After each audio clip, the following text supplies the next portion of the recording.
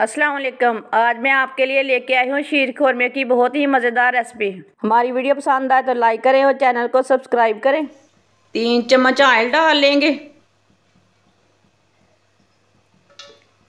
Oil को थोड़ा सा गर्म कर लेंगे। काजू डाल लेंगे।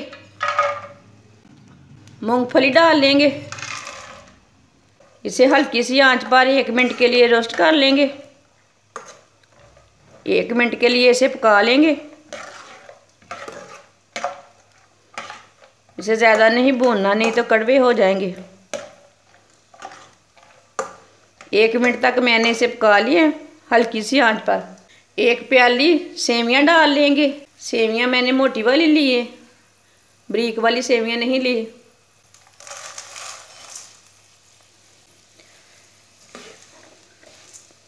सेवियां डाल के इसे मीडियम आंच पर 2 मिनट के लिए हल्की सी आंच पर भून लेंगे।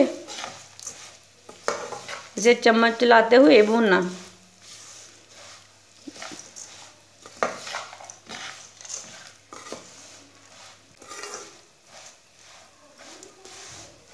अब चूल्हे की आंच को ना बिल्कुल हल्की कर देंगे।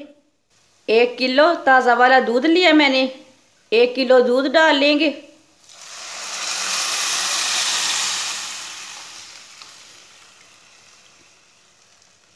अब चूल्हे की आंच को ना मीडियम कर देंगे।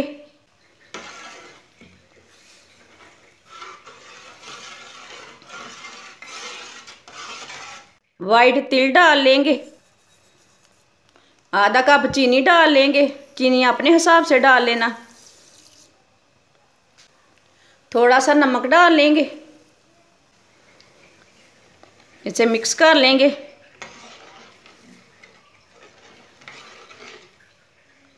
अब इसे चम्मच चलाते हुए मीडियम आंच पर इसे 10 मिनट के लिए पका लेंगे। इसे गाढ़ा होने तक पका लेंगे।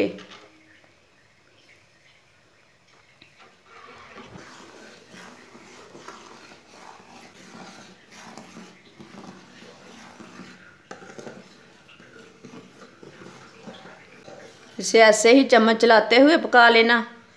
इसे मीडियम आंच पर पकाना, फुल आंच पे नहीं पकाना, नहीं तो दूध उबल जाएगा। इस तरीके से शीर खोरमा बहुत ही मज़ेदार और बहुत ही अच्छा बनता है।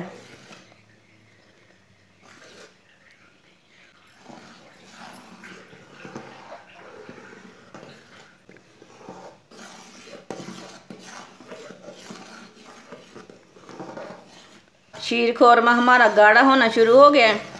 माशाल्लाह देखें इसकी कितनी अच्छी लुक आई है।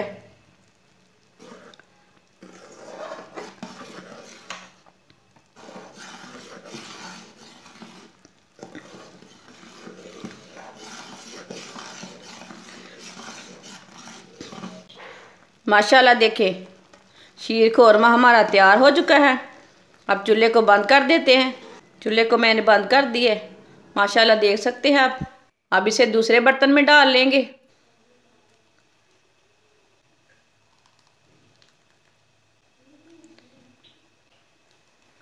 बारीक कटा हुआ पिस्ता डाल लेंगे। इसे ना ऐसे ही सजावट के लिए लगा लेना।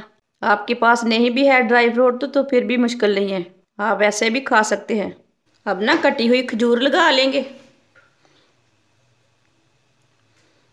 माशाल्लाह शीर खोरमा हमारा बहुत ही अच्छा बना है, आप दे सकते हैं। हमारी वीडियो पसंद आए तो लाइक करें और हमारे चैनल को सब्सक्राइब करें।